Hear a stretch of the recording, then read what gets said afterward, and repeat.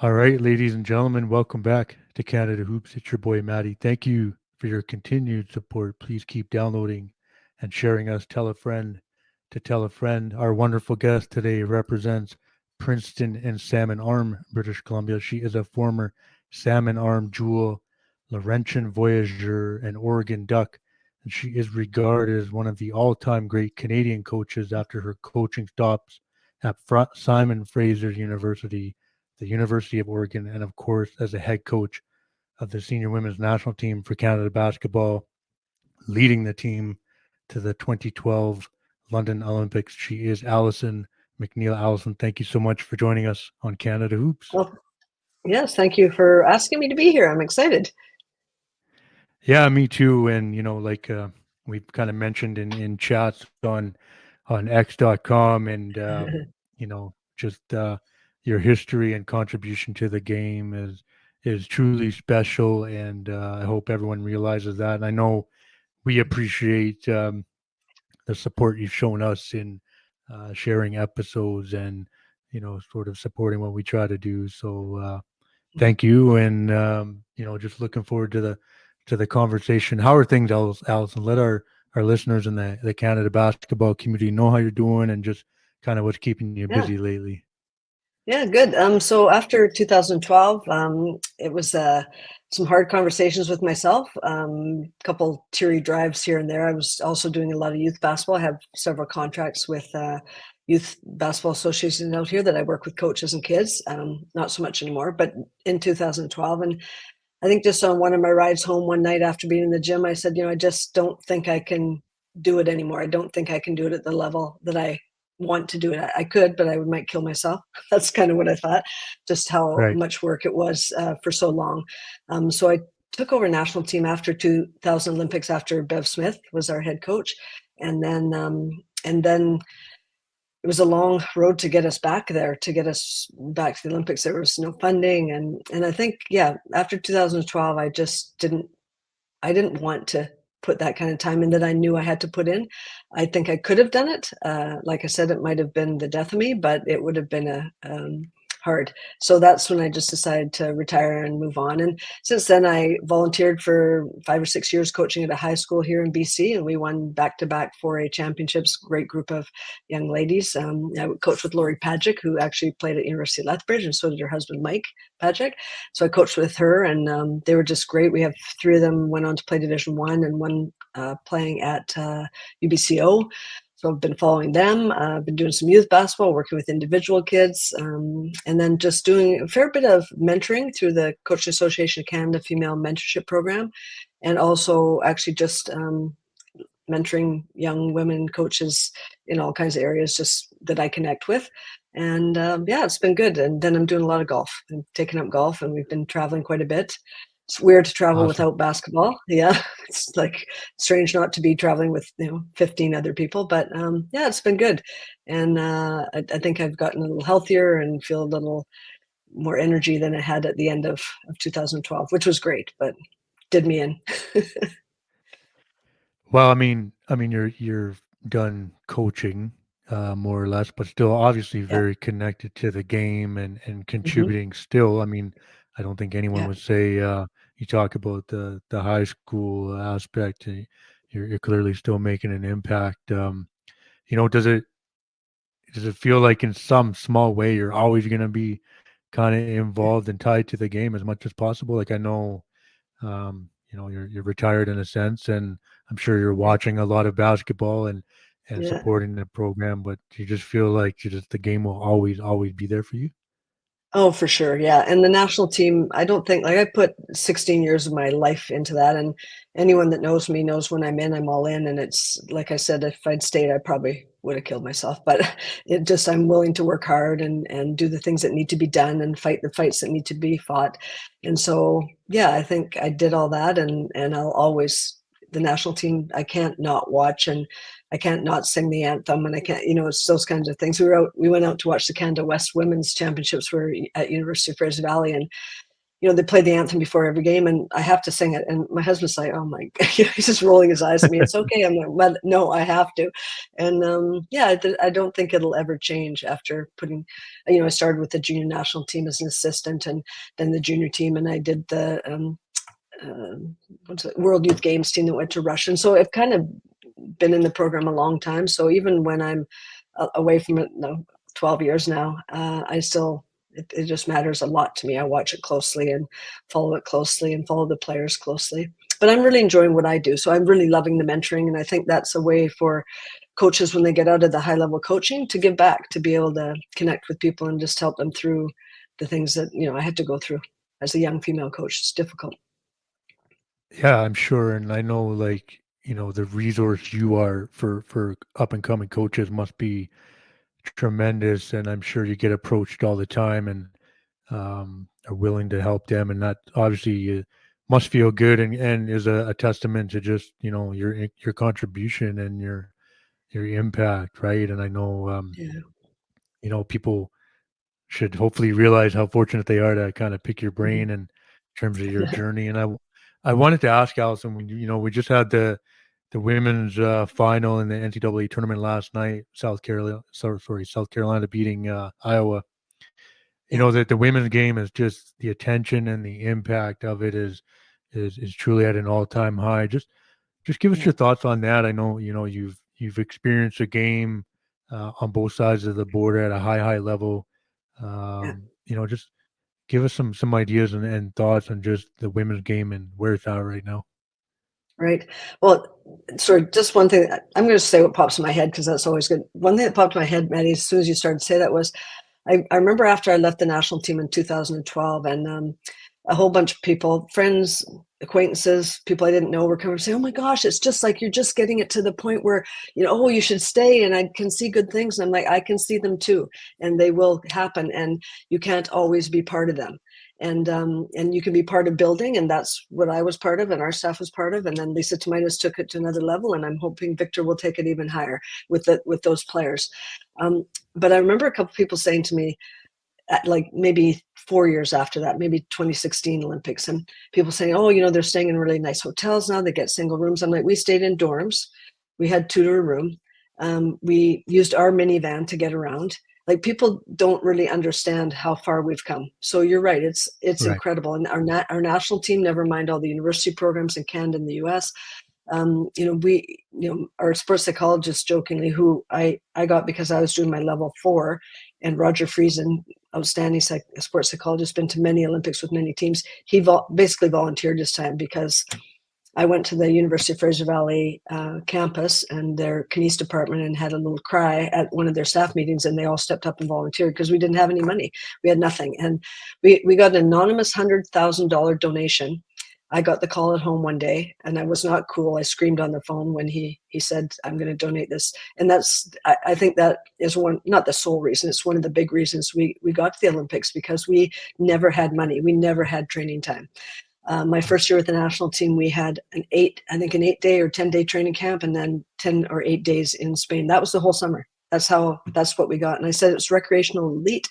And it was just really nice when we got that big donation and things changed. So change is good, and you're not always going to get the benefit of it. Like, I mean, we stayed in the dorms. I stayed 40 nights in the Fraser Valley dorm, as did the players. They were dedicated to that. But now you Right.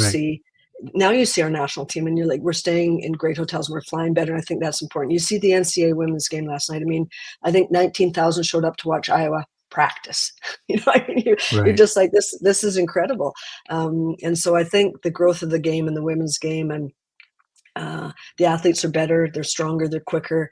I think some of them are so much more skilled, and as they should be, that everything's just better. Everything they get is better.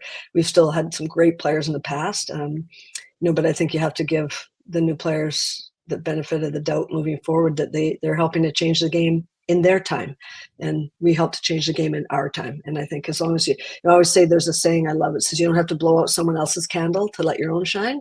That's what I would like to see, I think, as we're going forward in women's sport. Just like uplift these amazing players, and honor the past also. Yeah, well put. I mean, it's just incredible to see. I mean, I sort of reference, I really started loving the program in 2000 when both the men and women's team were at the Yeah. Sydney Olympics, right? And Yeah. I look at the evolution of the program, for both sides, and the women have really held their own for a long time, and going Yeah. back to Yeah. 2012 and your Yeah. team, and now four straight Olympics, and it's just so cool to see the women's game just getting a lot of attention, Yeah. and whether it's NCAA teams or the national team. I've always been tried to be a big supporter, and just Mhm. it's important, and it's just great to see, and well deserved, and Yeah. hopefully it just continues to go, and the game will evolve, and the money that goes along with that, Yeah. and the necessary funding. For sure. Allison, take me back. You're running around Princeton and Yeah. Salmon Arm, and what was that like growing up for you there, and how did basketball start to take shape for you? Yeah, that's great. I do love to tell this story because I think that you look around the country and there's kids coming from all areas, and I think sometimes we get a little wrapped up in, are they coming from Vancouver, Calgary, Toronto, Montreal, Halifax? Like, no, they come from all over the place. I mean, I think kids are coming out of Hamilton and they're coming out of Kamloops, Kelly Olynyk, and they're coming from everywhere. So I grew up in Princeton. My mom and dad owned the movie theater there. My grandpa had built it, so I always joke, my sister, my mom, my dad, and I all went to work every night. I always tell a story about I had to clean out, we had to sweep out because you didn't have blowers back in the day with brooms. You had to sweep out the theater after the movie. And so you're Right. sweeping, but I was the smallest. And so I had to actually, if there was any pop or ice cream spilled, I had to clean that. Like I had to get on my knees and clean that. So, but it was fun.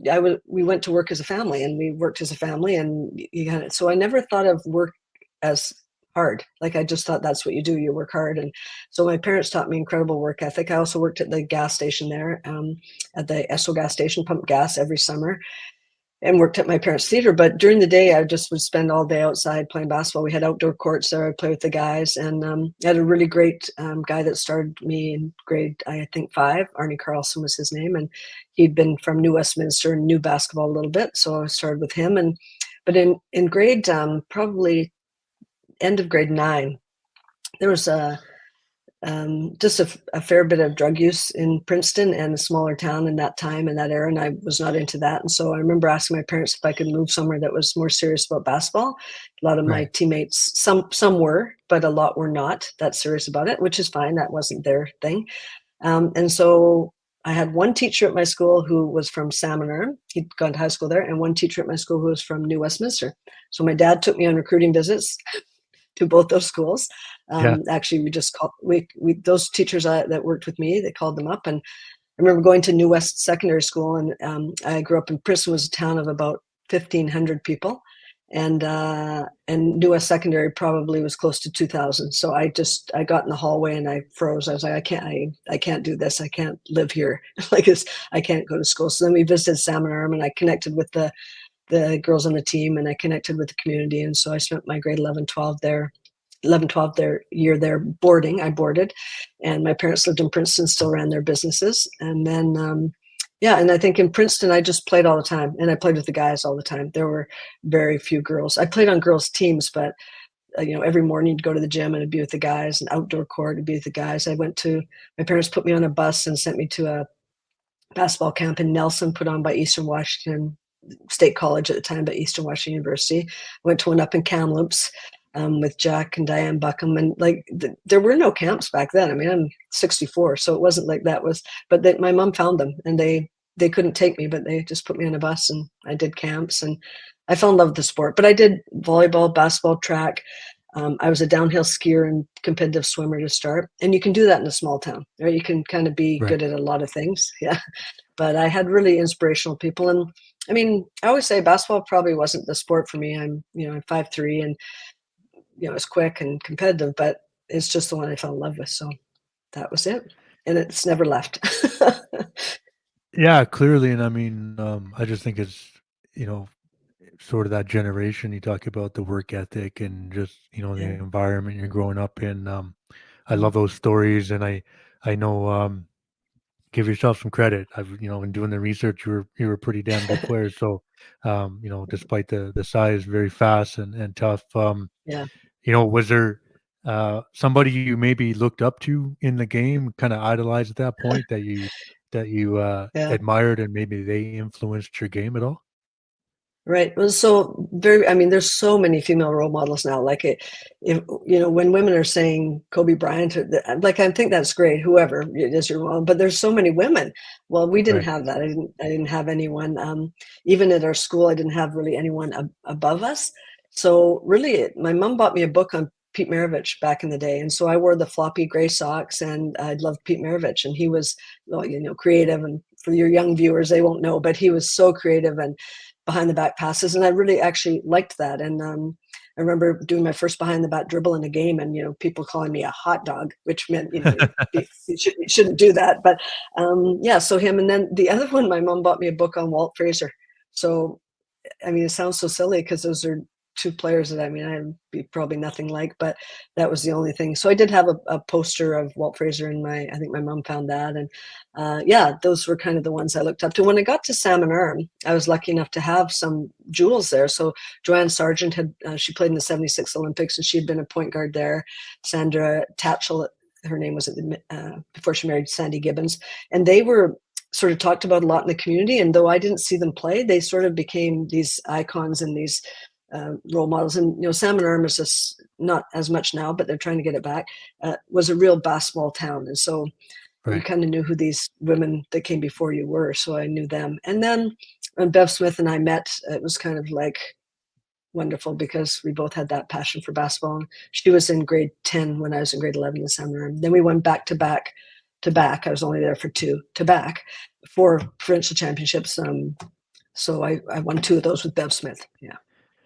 I wanted to ask you about Bev because obviously we're gonna have some listeners that do know who she is, and know you Yeah. obviously, and just put into context how good Bev was, especially for that time, and Yeah. her impact, and just because she's regarded as one of the all-time greats, and Yeah. some people may not know really how good she was, but just touch on Bev and Yeah. her impact on you and the game. Yeah.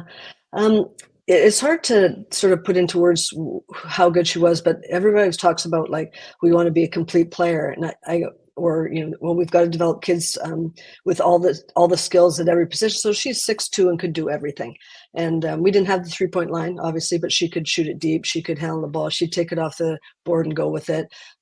We ran a lot of ball screen action, her and I, in high school. And so that was kind of a fun thing. But I mean, she could do everything. And she, I always talk about people, they have no idea that she was an all-star, like an all-star at the world championships, not the age group. And I'm not saying, taking anything away from age group, but it's age group. It's not all the best players in the world. It's still impressive.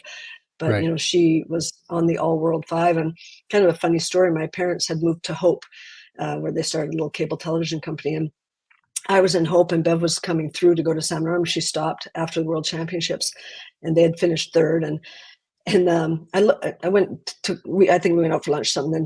Then I took her back to the car, and I looked in the back. I said, "What's that in the back?" And she said, "Oh, just a trophy." I said, "For what?" She said, "Well, I made the all world team." I was like, "What?" Wow.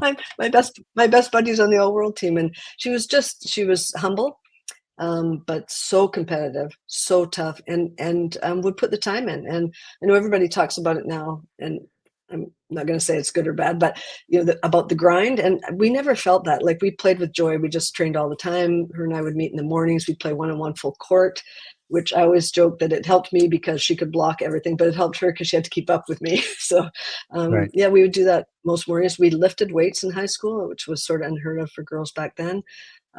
Yeah, she was just a step above everybody. Went to Italy, and I remember visiting her in Italy and going to watch her play, and they had a song that they sang in Italian to her. She was an icon there. I think she still has a place there, speaks fluent Italian, but she was the best of the best. I mean, you'd be hard pressed for me to not say she's the best player that ever played in Canada. And I've got to see someone be an all-star at the World Championships, and before I can think that they might be any better. And at that time, Matty, the Italian Pro League was like the WNBA. It was the best pro league. So she Right. was playing but she could do everything. She thought the game. She was tough physically. She was tough mentally. She had all the skills. She could go inside, outside. She defended. She was strong and always fit, incredibly fit. I never really saw her unfit. Yeah. Awesome. I mean, yeah, like because I try to know the history, I suppose, right? And A little bit, um, yeah. yeah, and she's just she was tremendous, and Yeah. probably doesn't get mentioned enough as one of the all-time greats. Yeah. What Yeah, what and I did? think also, Sorry, go ahead. sorry, no, I was gonna say also, you kind of forget because we played AIAW, which was, and then the first year that the women joined the NC2A, Bev was there, and she was a Kodak All-American. And I mean, it was so competitive back then because there were like only so many really good teams. Like now there's a lot more players, and I mean that makes it really competitive too. But I think for a Canadian to get a Kodak All-American at that time, she was just so good, and like I said, showed up every night. And one thing I have to say I was really proud of her to do, we were playing together at Oregon, and she actually took, I think we missed her for 3 games, she went with the national team. And not everybody wants to do that, not everybody's dedicated enough to that, or maybe they just don't feel like they can leave their school, but she did it. And I think we lost at least one of the games without her, but still, I thought she always, her commitment to the national team program was off the charts. Love it. There was success there being at Jewel, obviously with the provincial Yeah, championships, and yeah. allowed you to you know play at the next level. Like what did recruitment look like at that point, Allison, Back for then, you? Yeah, and just yeah, talk about that. Obviously, it's very different. Just you yeah, ended up at Laurentian, but just talk about yeah. those decisions and that process for you. Yeah. So I got a little bit of interest from the teams out here in BC, but not much. And I guess at that time people didn't actively recruit a lot. But Norm Vickery, who's a well-known coach in Canada back in the day, and he played, sorry, he coached Ken Shields, and just an icon. Anyway, he was at Laurentian, and he called me, and he said, I'd be really interesting. He's a very quiet guy, and I was pretty quiet myself, and so sometimes the phone calls, like very little was said. It was just kind of funny, but he, and I didn't know Laurentian, I didn't know where Sudbury was, I didn't know anything, and I never took a visit out there. I talked to him on the phone. I knew they had won national championships. I wanted to play on a good team for a good coach.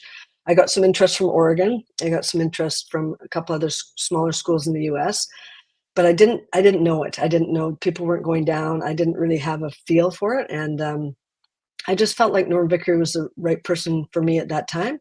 So I went to Laurentian after high school, and we won 2 national championships. I played with Chris Curtelli, who was national team, Jan Tremblay, who actually was a great player, but American, and Kim and Kathy Jennings, they were on the junior national team, Michelle Belanger. Like, it was a really good team. And I learned a lot. And I don't know, I probably would have stayed maybe if Norm had stayed, but he left. And so Okay. that's when I went down to Oregon. And so, yeah, 2 national championships. Great. It was a great time at Laurentian. It was a fun school. I think, Northern Ontario really supported us. We packed the gym, and I liked my teammates, had a good time. Norm was tough as nails, but but I learned a lot. I think he helped me in my coaching over the years, like going back to things he said. But then when Bev was recruited out of high school and decided to go to Oregon because her sister had actually gone down there, transferred from UBC and went down.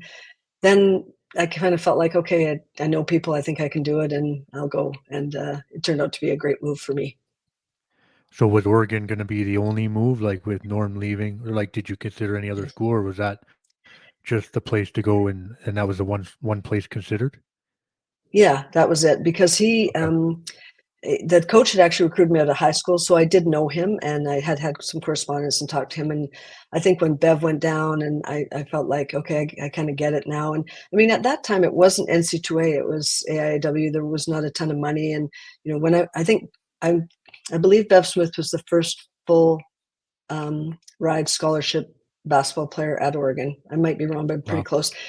And Title IX only came in '79. I graduated high school in '77, so we kind of were on the cusp of all the changes, which again was pretty cool to be part of.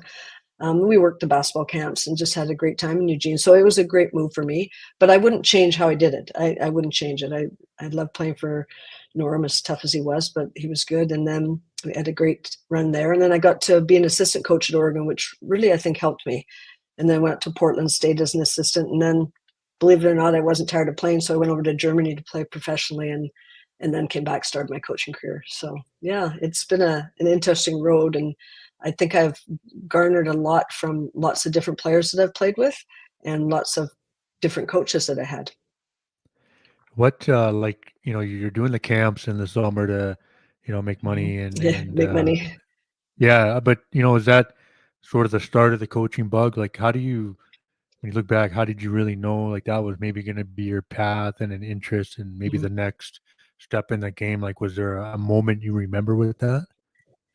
The moment actually was in Germany. I think the real moment. There were many doing camps for sure. I love doing the camps, and Bev and I actually worked the men's camps too. They'd just give us the little kids, the little guys, but we just loved getting in there and helping them. And I loved coaching, yeah, and I loved when we'd play the camp counselor games at night, or all that. All that was a lot of fun. So I think probably when I went to Germany, I was playing, and to make a little extra money, they had me coach two teams, and I had a U12 girls team that there were no U12 teams around, so we played in the boys league and lost every single game, but it was so Right. much fun. Like Yeah. we just, the boys were just bigger, stronger, better, but we got better. Second half through the cycle, we actually played everybody a little tighter, closer, and I think then I kind of knew I was going to do that, and I did a bachelor's of science with them, phys ed, major phys ed. So I knew that I taught for 4 years, coached at high school, and then went up to SFU for 13, Oregon, kind of the national team. So yeah, I kind of knew right then. I thought I'll come back and teach and coach, and then we'll see where it goes. I wanted to ask you about SFU because really kind of Yep. first, if you correct me if I'm wrong, but kind of big job, I guess. Hmm. As a Yeah. head coach, you start there in 1988 and lots of success, 11 trips to the NAIA championships, 363, 79 win-loss record. Like you really elevated the Yeah. women's program there. And, Yeah. 6 of your players would play for the senior women's national team and packed gyms. Yeah. Yeah. Just take me through SFU and, you're clearly growing as a coach and you're developing Hmm. this program. Just take me through that time, maybe best memories and just, what that was like. Yeah. Well, that's interesting because I was teaching and I liked my teaching job, and I was coaching, and the SFU job came open, and my husband, Mike, had played up there and he had coached the men up there, and he said, you should apply. I was like, oh, I don't know. I don't think so. I don't think I'd get it. I don't, it's always one of those where you're like, I don't even know if I want it. I'm not even sure. Right. But then I thought, well, I'll apply because it would be neat to coach at university. And I had done, I'd been an assistant at Portland State and assistant at Oregon. So I knew. And I'd actually, when I'd been an assistant at Portland State, they had offered me the head coaching job at Portland State, but I didn't feel ready. I felt a little young, and didn't think that program could be great. So skip ahead and I apply and I get interviewed. And it's the AD at the time was Lauren Davies. And he had actually done a master's at Oregon. So he was a huge Duck fan. Huge Duck fan. So I walk in the door, and one of the first things he said to me, well, like, welcome, Allison, go Ducks, or something. I was like, okay, well, this so far so good. I'm Nice. feeling. But yeah, basically, I sold him in my interview just on my work ethic, and I thought I could recruit. That I loved working with players. That I thought I could do a great job here. And they were 20-10 the year before. And Bev Bland, who was on our 76 Olympic team and was actually in my wedding party, she was the coach before. She had her second child and stepped away. So I knew there were good bones to the program, but a lot of kids weren't coming back. So I think we recruited 6 or 7 kids came in that year. Great recruiting class. And yeah, we had unbelievable success. But I think I did a great job recruiting. To be honest, I made home visits with kids. I've walked out on a couple home visits when I knew it wasn't going to work. If they were kind Wow. of disrespectful to their parents, I thought, well, they're not going to respect me. It's not going to work. I just always had a good feel for what I thought I could coach, what kind of person I could coach, and what kind of person could fit with me. And I would have loved a Caitlin Clark. Like, people sort of talk about her, but I think those players you can pull in a little bit. But how do you get someone to compete like that? Or I mean, just lots of the different players that we've seen in the NC2A. So yeah, I had some great times up at SFU. I remember when we qualified for the very first time for NA Nationals. No team in SFU, men's or women's, had ever qualified, and the players, the gym was packed, sold out. We're coming up from our pregame talk. You had to go downstairs to our locker room. We're coming up, and we see this lineup out the door, and the players turn to me and they're like, "What is that?" I said, "Those are people coming to see you play." They're like, what? I'm like, yes, those are people coming to see you play. And Cool. so it was sold out. It was standing room only. Some people didn't get into the start of the game because, of course, our people didn't have enough people working the door because they didn't expect it to be completely sold out. And then after we won that game to qualify for internationals, the players put me on their shoulders and we went a full lap around the gym. I'll never forget it. I was in a dress and, they were just so excited and the crowd was there and there was kids and their parents. And I thought, man, we've done something here. We've done something really special here. And it was that way for a lot of years up at SFU. Just, yeah, a lot of national team athletes, a lot of provincial team kids that played, some that are coaching now. And yeah, I was really proud of all the work we did there. And we had such great students. I mean, I have three of my former players have PhDs. One's a surgeon. They've just, a lot of them have done really well. Teachers. Yeah, it Awesome. was fun. Yeah. What like Jay Triano would have been head coach at Yeah. on the men's side. Did you get Yeah. and he's joined us and I'm a big fan of Jay, obviously. Like, Yeah. did you get Yeah. moments where you and him are bouncing ideas off each other and sitting and chatting? Like, I'm curious, just the two head coaches. Yeah, you know what? It's funnily not as much. I mean, a little bit, but Right. probably I actually ended up being in our soccer coach's office more. Okay. Keith Watts, he was older and he was English and he'd been around a long time, so he kind of knew how the university worked and how the system worked. But Jay and I certainly, and Jay, he had three young kids at the time, so they would come by the offices. So sometimes, I'd be in there chatting to them, or they'd have a hockey stick out or something. But certainly, I watched some of his practices. I think he probably watched some of ours, and it was a fun time at SFU because we had a lot of really great young coaches, and a lot of the programs were doing well. And I know Jay at times, I think, battled this. It was tough to get kids in academically, Right. and so I think that sometimes that was hard, a little bit more on the men's side than the women's. But yeah, it was fun. It was a great time up there. And then so you get the opportunity to join Bev in Oregon. Yeah, yeah. Was that a hard decision, like with the time and success at SFU? Just tell me about that. No, it wasn't as hard as you would think. I think I was ready for a change. That was just what it was for me. And I loved my kids, the kids there. I didn't want to leave anyone. And at one point, my husband said to me, Allison, you know what? You're not the only one that can do this job. Someone can come in and do this job. And Bruce Langford did. He did a great job. And so I think that helped me to know I could leave the players and they'd be fine. And then also, we had a large group of seniors, but I promised them 4 years, and I thought I was just ready for a change. And I actually, when Bev called and said, "I'd like you to come down and coach," and she said, "I can't make you the co-head coach the first year, but maybe associate head coach, maybe the second year." I said, "Yeah." So Mike left his job teaching, and he came down as a coach, and I went down. And I was ready for a change and a new challenge. And as much as I loved all the kids at SFU, I think there'd been some athletic director changes that sometimes that can be you're like, come on. I want Right. to be more competitive in this. I think we could be more competitive. Yeah, and so it was tough to leave the kids, but they all did great. They all did really well, and I kept in touch with so many of them. Yeah, and off to Oregon to new things, and that was tough. That was a really tough thing. They'd fired their coach, and she'd been Jody Runge. She'd been very successful, but a lot of the players were very unhappy. So it was a good year of picking kids up and giving them, trying to help them get their confidence back. And Bev, she'd coached professionally, but hadn't coached at the university level yet. So that was kind of a change for her. But I think that's where we kind of all fit together well. And that first year, we won the WNIT. So it was quite something. Yeah, and I Nice. think one of the best things that happened is one of our players at the banquet at the end, she said, I didn't know if I was going to play basketball this year. And she said, and I'm glad I did because this was the best year of my 4 years here. So you felt good that you gave the kids. And then I think not the next year, one of the years we made the 2 years, we made the NC2A tournament. I think we lost to Baylor, who eventually won it.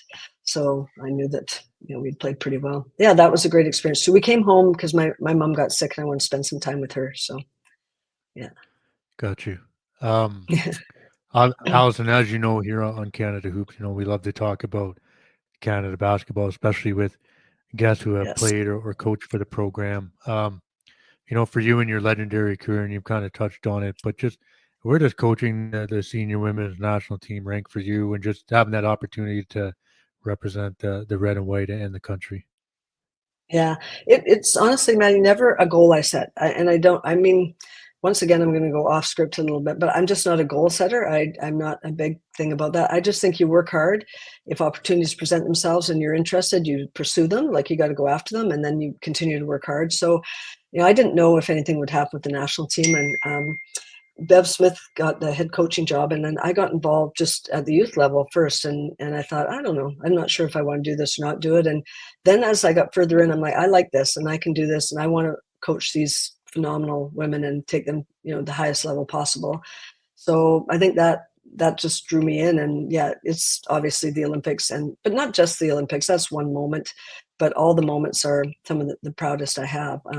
But I really enjoyed coaching my high school team, and we had a couple undefeated seasons, and that was fun. And yeah, I mean, coaching is coaching, but at that level, it's pretty amazing. And walking to the Olympics and seeing those players. Well, I think you can see over this shoulder here, that picture right Yep. there. That's Yeah. that's our 2020, and I mean they're just the happiest. It's just the players, because only players can be called Olympians, not coaches. We can be Olympic coaches, but we're not Olympians. And Right. it's just so happy. They worked so hard. So many of them committed to going overseas to, all kinds of places to play, and they trained, and we were world class fit, and we played like a team, and they really turned this. I think they helped turn the program around. Well, I mean, listen, you had a tenure as head coach, and um, through a period of time where the program didn't have a lot of money and funding on both Yeah, sides for men and women. yeah, But the program on the women's side under you rose from 22nd to 8th in world rankings. Just you touched on some of the challenges with the lack of funding. Like yeah, when you're in it in the moment, like how do you find a way to sort of push through that and get to a yeah, point where the picture behind you, the 2012 Olympic group gets yeah. to qualify and go to the games? Like how do you push through and persevere and kind of navigate Yeah. that? Because we can look back at it now and say, wow, crucial time, and the start of the four straight games. And when you're in it in the moment and you're trying to really motivate the players, like how do you just go about that? Like, just if you can, just touch on that. Mhm.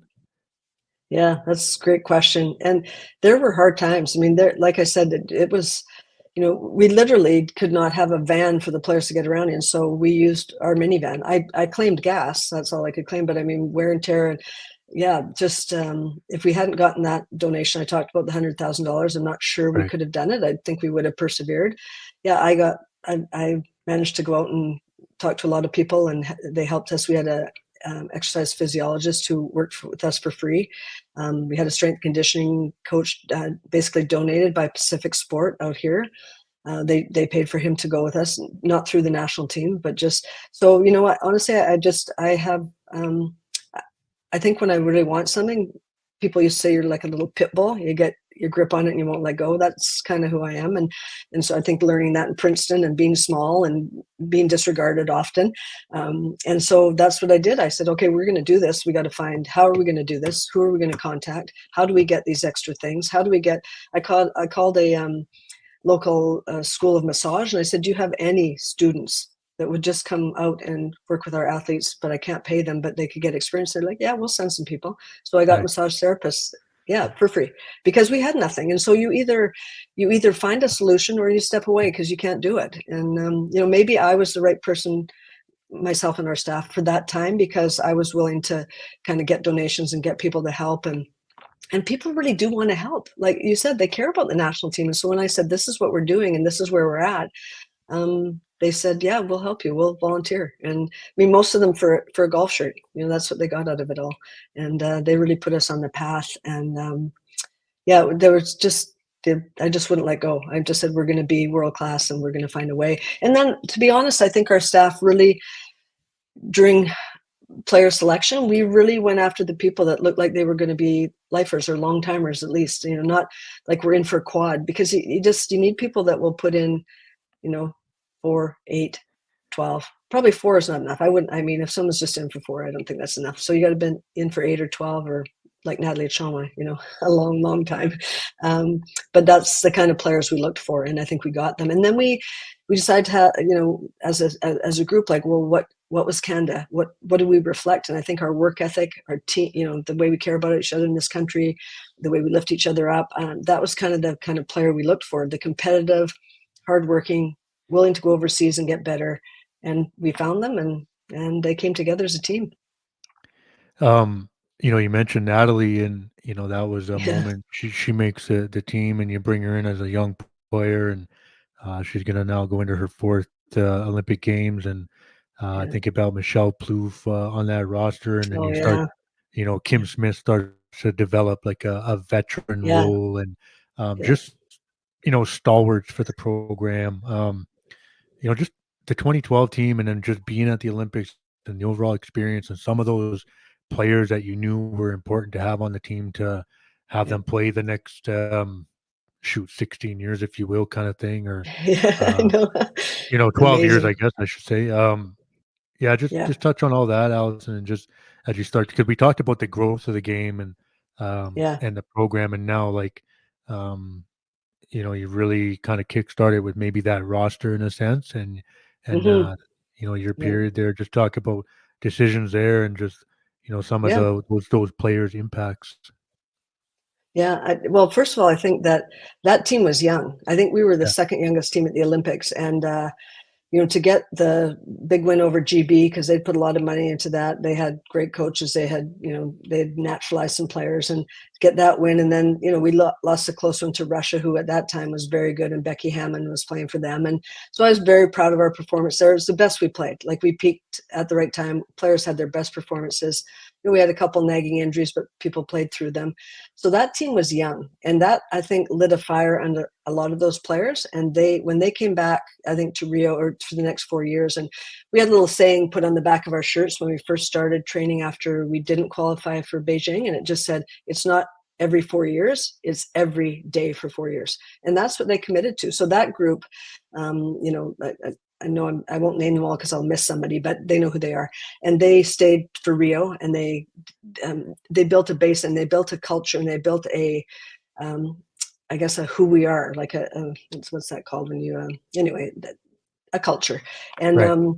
and they really, I think they're the ones that put that program on the right path. I mean, obviously, coaches, we always have something to do with it, but when the players commit and they come back year after year after year, after long pro seasons, that was important.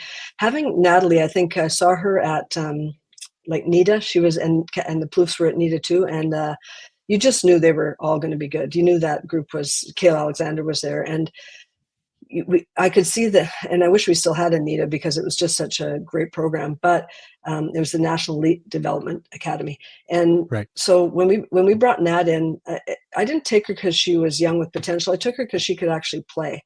She physically wasn't there yet because she was still young, but she has as great as knowledge as almost any player I've ever coached. She picked things up so quickly, and she would miss sometimes because she was at Notre Dame or whatever, and she would fly in. She'd sit down and do film with my husband, and she would come out on the floor and know what we were doing. Like, she'll be a phenomenal coach. I'm sure she will coach it. She says that. But we Right. also had really, really bright players in Kim Smith and Lizanne Murphy and Tamara Tatum and Courtney Pilipaitis, and Krista Phillips was a 6'6", strong, physical. She had a lot of injuries, but she was smart. Played the high post of the kind of Princeton offense and actions that we ran out of there so well. And then I'd be absolutely remiss to not shout out Teresa Kleindienst, Teresa Gabriel now. And Right. she went to the 2000 Olympics as a youngster, and then she played in the 2012 Olympics. And she weathered that whole time where there was no money, there was no support, there was no training, and she just did it. She just stuck with it because of her passion. So I think I'm pretty passionate about basketball and passionate in general. And so I think I liked those kind of players, and we kind of brought those players in, and dedicated and hardworking and talented. Like, they're talented too. Right. So yeah, that was a great crew, and you can see the impact that they've left over the years. And I think, Chelsea Aubry is one I didn't mention, but she was from Kitchener, Waterloo, and she kind of mentored Natalie Achonwa when Natalie came, because Natalie was 16, I think, and she was young. When we sent her Right. home she got 3 days, I think, probably two, to go to her grad. Then she came back, and I remember she was in tears because I played a little joke on the team. I came into a huddle and I said, okay, I know we're all supposed to be done training camp. This is after 40 days.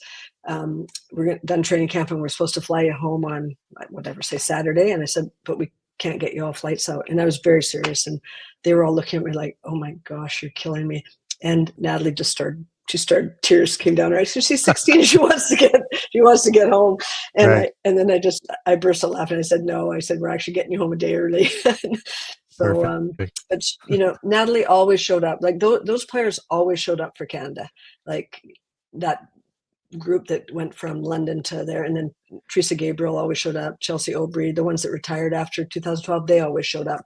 There was never an excuse. I mean, they came. Kim Smith flew right from, I think, WNBA, had 1 day of training with us, or 2, I think 1, and played in the World Championships. I mean, after a lengthy WNBA season, but that's who they are. That's what they set the tone for the rest of, I think, forever. Hopefully. No, well said. And I know, like, if you look at, we're now 2024 and the way the program is, and I truly believe, a lot of your time and those players and you and your staff have just really set the path for, to be one of the top programs in the world. What do you make Definitely. of the program? Yeah, what do you make of the program now, and just how the team has fared? You know, especially say in the last 4 years, and we've added Victor LaPena and his staff, and this crop of new young players that are very exciting. I know you stay on top of it, and they're ranked 5th in the world right now. Just give us Yeah. some thoughts on the program and just the talent and the direction that the women's team is headed. Yeah, I mean, well, you kind of said it. Not everybody knows that, and you did do your homework. We were 22nd in the world when our staff took over, and everyone goes, "Well, they went to the Right. Olympics." I went, "Well, they did, but that was even a story." I was with that team when we were in Cuba qualifying for the Olympics, and we had never beaten Argentina, and the Argentinians had 2 or 3 of their best players end up in the hospital with food poisoning, and they lost to Mexico, and we beat Mexico, and that's how we got there. So it wasn't like we were at the peak at that time. So you're right. We went from 22nd to 8th, and now 8th to 5th, and those are hard jumps. Like it took a long time to go from 22nd to 8th. It took a while to go from 8 to 5, and it'll take a while. But I think we're right on the cusp of getting a medal. I think 5 to top 3. I Right. love seeing the young players coming through. I mean, obviously I'm cheering on Leah Edwards when you see her play, but it's not just her. I mean, just the young ones you see coming on provincial teams, or like I follow our cadet team, our junior national team, and watching Toby Fournier and her improvement. Because sure, she was a very good athlete when I first saw her. I was like, well, but where's the shot? Where's the handle? Where's the passing? And she's adding all that to her game. I mean, the Sword sisters. There's a young girl I work with out here that's outstanding. I think has a bright future. And there's just so many good players, and that's what's going to make us great, because we have to be competitive. Like those older players, they have to feel someone coming for their spot in a healthy, good way, right? But they have to feel that, and then we have to come together and cooperate and be the best team we can be. But the young talent is so different from when I was. We had to do open tryouts back in the day. That was just sort Right. of one thing that was expected. So, I remember going into Montreal and we had an open tryout, and I was looking around the gym and I'm going, there's not 3 people here that can play at the national team level. I mean, they were good players, but not at that level. And I remember Tom Marr, he was the Australian coach when they were very good. And then he coached Great Britain in the Olympics. He came up to me one time, he said, you guys, your system's just not that great. And I said, well, our system is tied to university. Like that's what our system is. So if our kids get to a good university and get good coaching, they'll get better. And he said, yeah, our kids, a lot of them go straight to the professional ranks. And I said to him, how many players do you think you have in your country right now that can play at this level? He said, I think we have we're getting close to 30. I was like, 30? And he said, how many do you have? I said, I think we got about 5. We have about 5. Wow. That's what we had at the time. And then some others stepped up their game, though. They got themselves to where they were at that level. But I didn't think when we started that we had anything close to competing with the Australias, the top teams, the US. And so that's where now we do. I think if we get an injury, there's people that come in, step in. I mean, Kia was hurt and others stepped up, and I know we had to get a little help from Spain, but that's happened sometimes. And so we have some good young players. We have them making inroads in the NC2A. Yvonne Ejim just named the Becky Hammond Mid-Major Player of the Year. I mean, the things that our kids, Aliyah, first team All-American, I think a WBCA first team All-American or All-American. Just we have kids impacting really great programs, and we have kids carrying the load at certain schools, and they're lifting other schools. So they might not all, we're not all going to go to the Yukons or whatever, but like Caitlin Clark, you can go somewhere and lift a program. You don't have to always go to the top program. So I can see that we're going to have young players doing that. I don't think we're going to fall off, Matty. I don't think our depth is too good below. It would have to be something catastrophic. I don't know what, but I don't think it'll fall off. But the world's getting better too, always. I mean, there's always some really good teams, and we'll have to be sharp. We will have to find some with Natalie Chanwa, Kayla Alexander. Who am I missing? Oh, Letitia should be back for another one. Aaliyah's young, but Natalie and Kayla will be big losses in the post. Those other kids are going to have to step up, and we're going to have to get some more experience from overseas, I think.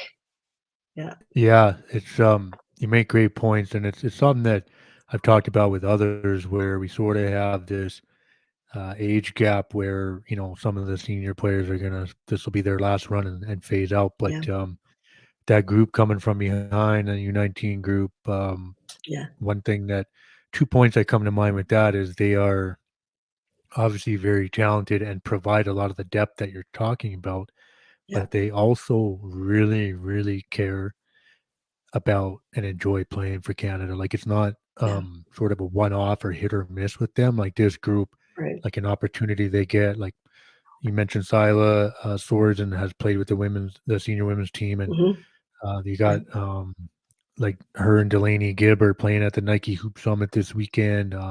You mentioned Toby. Like there's a great group that's coming at that U19 group. So I agree with you. I don't think it's going to fall off, and no, I feel like the women's side is in a really good place. How much do you stay connected to the program? Like you said, you're watching it from afar, and you just gave us some great insight. But does the program kind of reach out to you at all still? Like even maybe say to me or any other coaches or?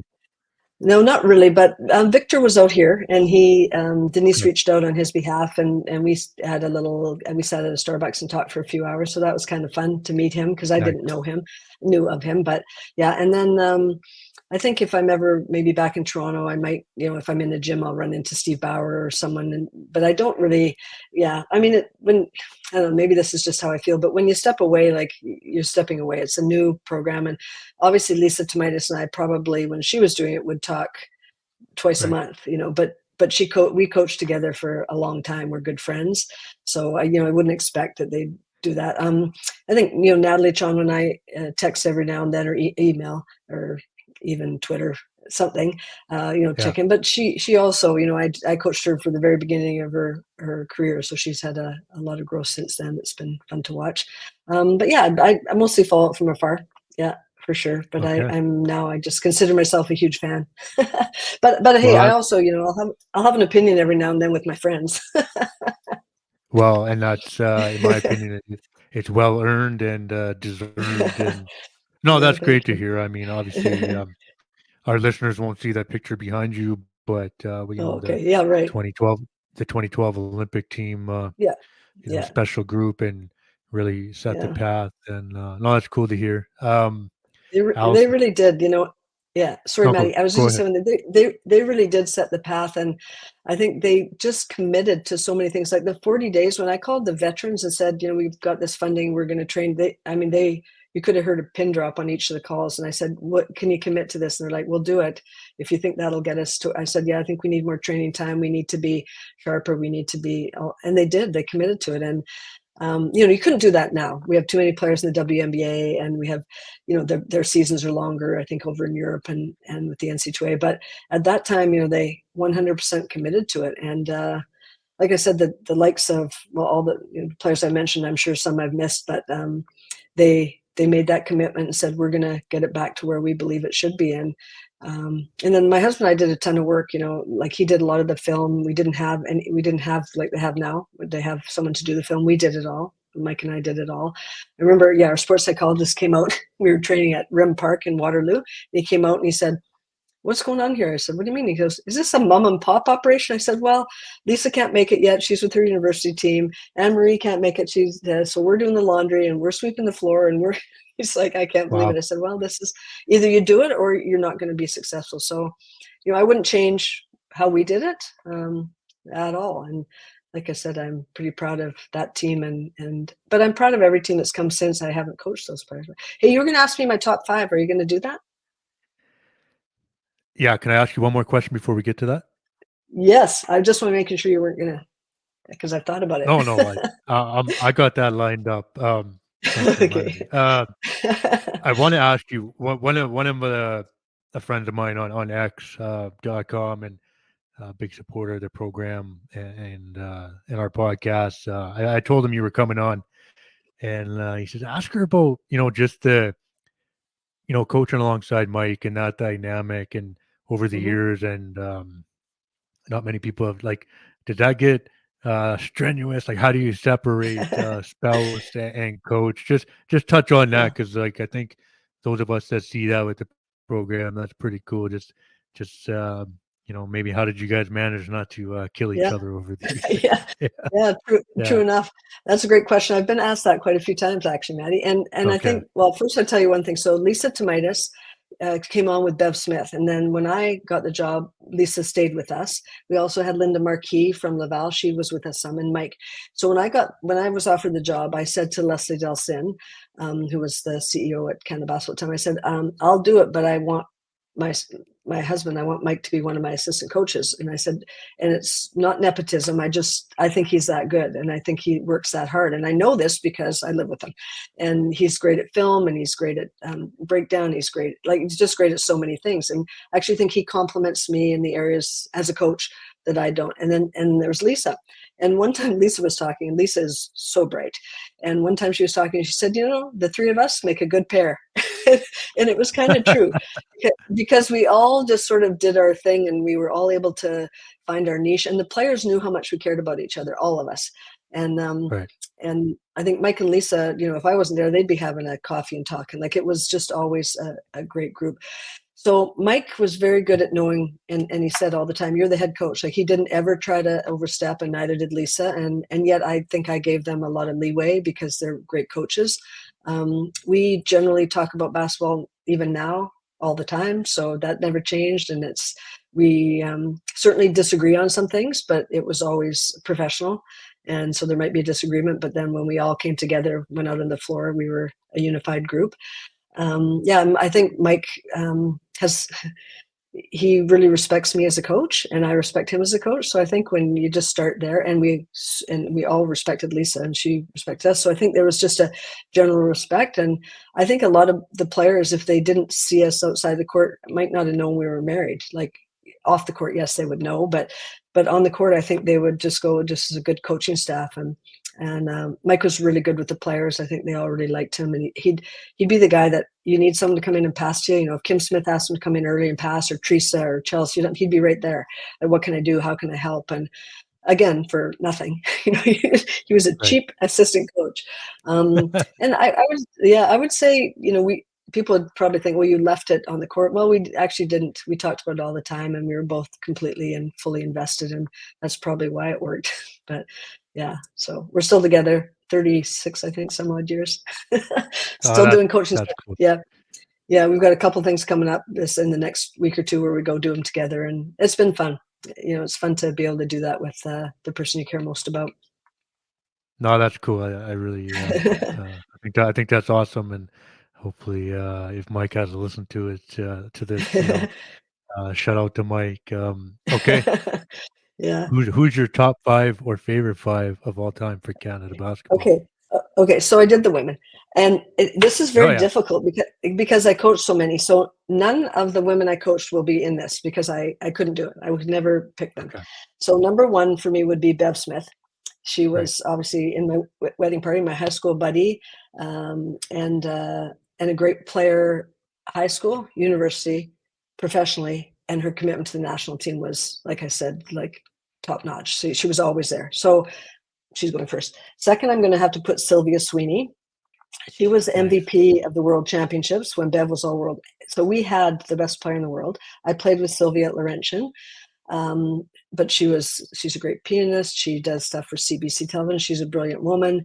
And I wish she would have stayed in the national team program longer, but she was a phenomenal player. I would say, who could I even liken her to? There's no one. She was, I don't know, about 6'1", could put the ball on the floor, beat anybody, run, rebound, jump, tough, just good. And again, another high basketball IQ. Then I'm going to pick someone from out here who, I know it sounds like nepotism, but she was also in my wedding party. It was just because we're all connected. Bev Bland, she played on our 76 Olympic team. She played at Simon Fraser. And then in the 76 Olympics, she was, I think, the 10th leading scorer and leading scorer for Canada. And that was our first Olympics. And she was just, when Bev Smith and I were at a basketball camp once, she came because she's from BC. So we were out here at a camp. She came right after the 76 Olympics. So going into my grade 12 year, she had her full Canada Olympics jersey, like sweatsuit on, just finished the Olympics. She came, she was tan, she was fit, she was, I know they didn't do as well as they would have liked, but first Olympics, and she spoke to us, and then ended up being one of my good friends. But I remember how inspirational and inspiring that was, and what a great player she was at the Olympics. I remember watching that. Then I'm going to go with Liz Silcott. A lot of people might not know Liz. She's from Montreal. Okay. And so in the first women's pro league ever, she led the league in scoring and assists. And she, over the years, had some mental health issues, but was a phenomenal player. And I remember she was playing at Waterloo and I was playing at Laurentian, and I had to guard her. And at halftime, I think she had 20. And all my teammates were like patting me on the back saying, "You're doing a great job, Allison." I'm like, "Yeah, you just don't want to try to guard her." But she was a phenom, and just small, but quick, and could jump, had a jump shot, had range. Again, no 3-point line.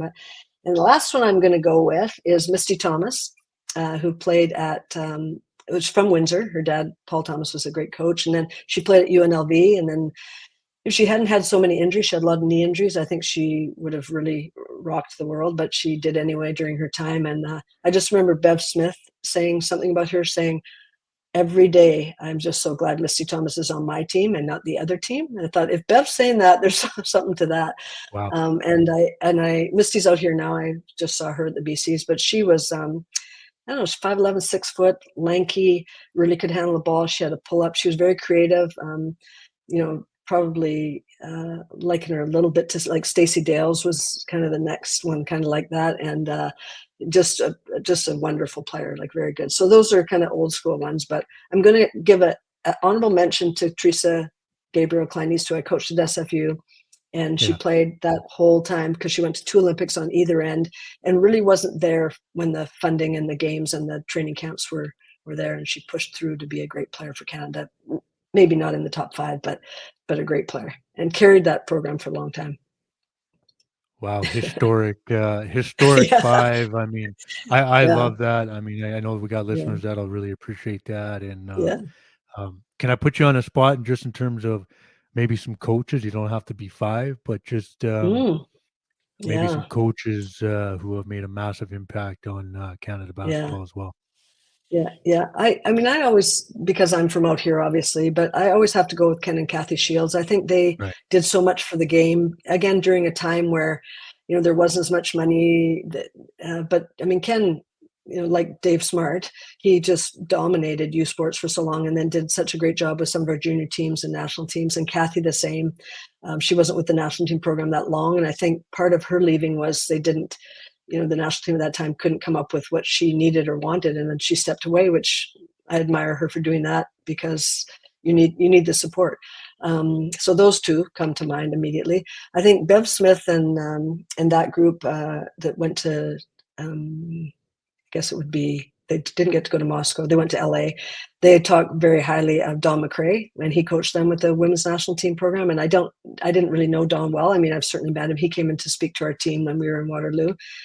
He coached the Waterloo men, and they were very good. And I think he did a great job. And I think I'd be completely remiss to not name Lisa Tomaitis, because she was an unbelievable coach with us, just really pushed me to look at the game. She's very good at both ends, but offensively, I think she has a great mind.